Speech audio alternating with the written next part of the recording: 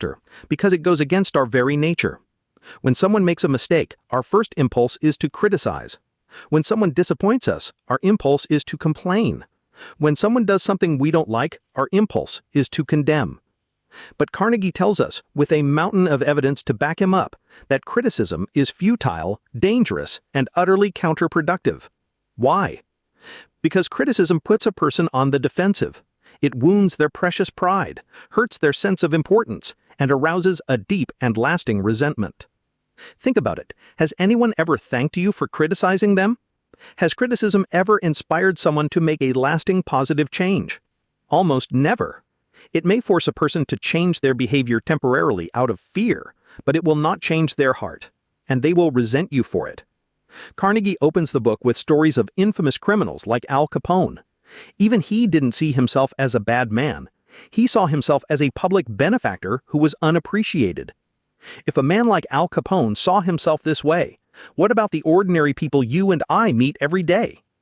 The truth is, 99 times out of 100, people do not criticize themselves for anything, no matter how wrong they may be. So what is the alternative? Understanding. Empathy.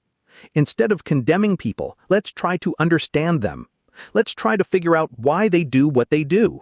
That's a lot more profitable and intriguing than criticism, and it breeds sympathy, tolerance, and kindness. As Carnegie famously said, any fool can criticize, condemn, and complain, and most fools do. But it takes character and self-control to be understanding and forgiving. So the first step to becoming a master of human relations is to make a simple vow: to stop criticizing, to stop complaining about what you don't like in others, and instead to start from a place of understanding. This single change will revolutionize your relationships. Golden rule number 2. Give honest and sincere appreciation. If we're not supposed to criticize, what are we supposed to do? The answer is the positive side of the same coin, and it is the most powerful tool in your arsenal. Give honest and sincere appreciation. Remember the core principle: the deepest craving of human nature is the desire to feel important. Appreciation is the food that this craving starves for. But there is a crucial difference between appreciation and flattery, and people can spot the difference from a mile away. Flattery is insincere. It's cheap praise. It's telling the other person something you think they want to hear so you can get something you want. Flattery is selfish. It is counterfeit, and it almost always backfires. Appreciation, on the other hand, is sincere. It's from the heart out. It is specific. It is selfless. You are not giving it to get something in return. You are giving it because you genuinely see something to admire. Millions of people are walking through life starving for a single word of genuine appreciation. Your spouse, your children, your coworkers, they are doing things every single day that are worthy of praise. But we take it for granted. We are quick to point out the one thing they did wrong and silent about the 10 things they did right. Carnegie tells the story of Charles Schwab, one of the first American businessmen to earn a $1 million salary. When asked what his greatest skill was, Schwab said it was his ability to arouse enthusiasm in his people. And how did he do it? "I am hearty in my approbation and lavish in my praise," he said. He was a master at finding the good in people and then telling them about it. So how can you apply this? Start looking for the good. Make it a daily practice. In every person you meet, find something you can honestly admire. Is it their work ethic, their positive attitude, their kindness to a customer, their smile? Find it, and then tell them. Be specific. Instead of saying, "You did a good job," say, "The way you handled that difficult client with such patience and professionalism was truly impressive." You have no idea how powerful your words can be. A single sentence of sincere appreciation can be remembered and treasured for a lifetime. It costs you nothing, but it can change someone's entire day or even their life.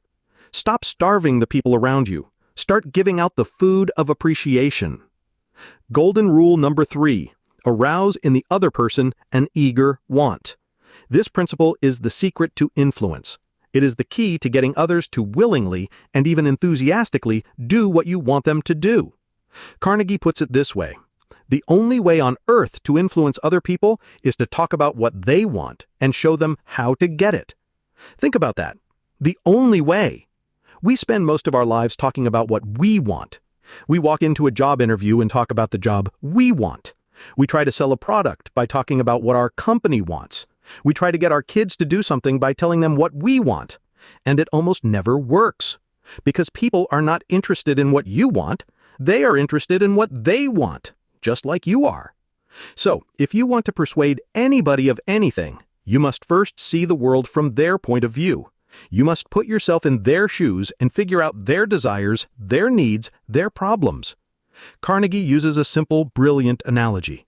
He says, "Personally, I am very fond of strawberries and cream, but I have found that for some strange reason, fish prefer worms.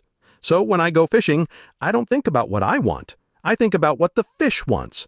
I don't bait the hook with strawberries and cream. Rather, I dangle a worm or a grasshopper in front of the fish.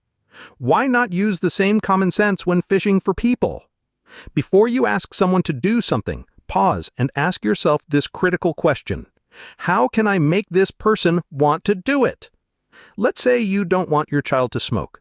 Don't preach to them about what you want. Don't tell them it's bad for their health. Instead, show them how smoking will prevent them from achieving what they want. Show them it will keep them from making the basketball team or from being admired by their friends. Connect your goal to their eager want. If you want someone to buy your product, don't talk about how great your product is. Talk about how your product solves their problem, how it will save them time, make them money, or bring them peace of mind. This principle requires a fundamental shift in perspective, a shift from I to you. It requires empathy. It requires genuinely caring about the other person's world. But if you can master this one skill, if you can learn to always bait the hook to suit the fish, you will have the world at your feet. Part 2. 6 ways to make people like you. Once you have mastered the fundamental techniques, you can move on to the finer arts of human connection. Carnegie provides 6 simple, practical ways to make people genuinely like you, almost instantly. These aren't tricks, they are timeless principles of human decency. Principle 1. Become genuinely interested in other people.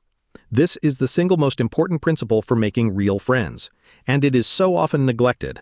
We spend our time trying to be interesting. We want people to be interested in us, our stories, our accomplishments. Carnegie says this is completely backward. To be interesting, be interested. He points out that you can make more friends in 2 months by becoming genuinely interested in other people than you can in 2 years by trying to get other people interested in you. Think about the most universally loved creature on the planet, a dog. Why do we love dogs so much? Because they are always ecstatically happy to see us. They jump for joy. They seem to think we are the most important person in the world. Their interest in us is total and genuine, and we love them for it. You can apply this same principle. When you meet someone, don't just wait for your turn to talk. Ask them questions about their life, their work, their family, their hobbies. Listen with genuine curiosity. Celebrate their successes. Empathize with their struggles. Show them that you are not just being polite, you are genuinely interested in who they are. This display of selfless attention is one of the most powerful compliments you can ever pay another human being. Principle 2. Smile. This is the simplest, easiest, and yet most powerful tool in your arsenal. A smile. A genuine, warm, from-the-heart smile. A smile costs nothing, but it creates so much. It enriches those who receive it without impoverishing those who give it. It happens in a flash, but the memory of it can sometimes last forever. It is a universal messenger of goodwill. It says, without a single word, "I like you. I am happy to see you. You make me happy." Your facial expression has a direct impact on how others feel around you. A sour, downturned expression tells people you are unapproachable and unhappy. A warm smile makes you a magnet for positive interactions. Even more, your own smile affects your own feelings. The act of smiling can actually make you feel happier. So force yourself to smile. Whistle a tune. Act as if you were already happy, and that is a large step toward making you so. Principle 3. Remember that a person's name is to that person the sweetest and most important sound in any language. This is a profound truth. Your name is the symbol of your identity. It is uniquely you. When someone remembers and uses your name, they are sending a subtle but powerful message. You are important. I have taken the time and effort to recognize you as an individual. Forgetting or mispronouncing someone's name has the opposite effect. It sends a message of carelessness and indifference. It says, "You are not important enough for me to remember." Remembering names is a skill, and it requires effort. Dale Carnegie himself had to work at it. His technique was simple. When introduced to someone, ask them to repeat their name if you don't hear it clearly. Ask for the spelling if it's unusual.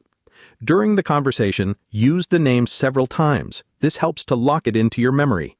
Try to associate the name with the person's features or profession. After you have left, take a moment to write the name down.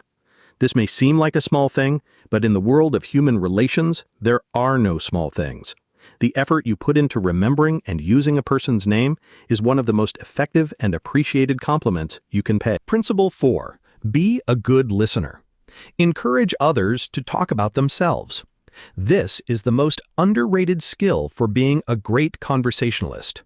Most people, when they are in a conversation, are not really listening. They are just waiting for their turn to speak. They are thinking about what they are going to say next, how they can tell their own story, how they can top the other person's anecdote. A truly effective person does the opposite. They listen. They give the other person their exclusive, undivided attention. They understand that most people are not looking for a brilliant conversational partner. They are looking for an interested, appreciative audience. To be a good listener is to give the greatest compliment of all. It tells the other person what you have to say is important. You are important. How do you practice this? First, listen with your full presence. Put away your phone. Make eye contact. Lean in. Second, ask questions that the other person will enjoy answering. Encourage them to talk about themselves, their accomplishments, their interests. Ask questions like, "I'd love to know more about how you got started in your field," or "That sounds fascinating. Tell me more about that experience." Listen with genuine curiosity. You will be amazed at what you can learn. An old adage says, "To be interesting, be interested." If you want people to find you fascinating, stop trying to be fascinating. Instead, become fascinated by them. Principle 5. Talk in terms of the other person's interests. The royal road to a person's heart is to talk about the things they treasure most. This principle ties directly into being a good listener and being genuinely interested.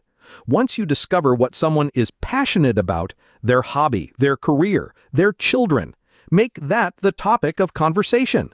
Theodore Roosevelt was a master of this. Before he had a visitor, he would often stay up late the night before, reading about a subject in which he knew his guest was particularly interested. He knew that the quickest way to build rapport and goodwill was to show respect for the other person's world. This requires preparation and empathy. Before you meet with someone, do a little research. What are their passions? If you can't prepare, then use your listening skills to discover their interests early in the conversation. Then, shift the focus to that topic.